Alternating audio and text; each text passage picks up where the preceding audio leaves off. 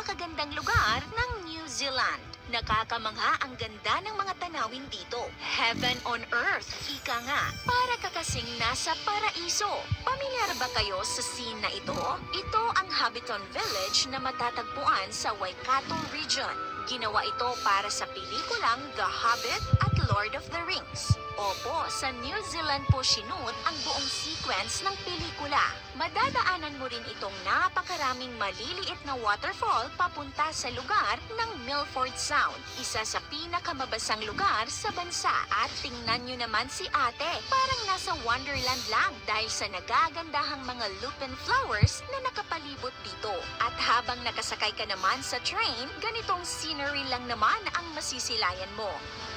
Pagmasdan nyo ang lawa na ito. Ito daw ang pinakamalinaw na lake sa mundo. At alam nyo ba na mas marami pang tupa ang New Zealand kaysa tao? Wala rin daw naninirahang ahas dito. Totoo kaya ito?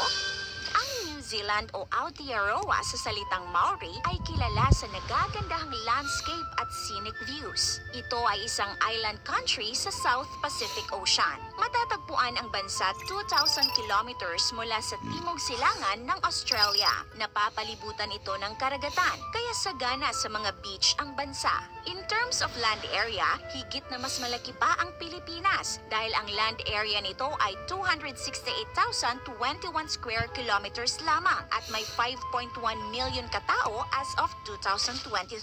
Nahati ang New Zealand sa dalawang main island, ang North Island kung saan nandito ang capital city na Wellington at ang South Island na may pinaka-dramatic na scenery.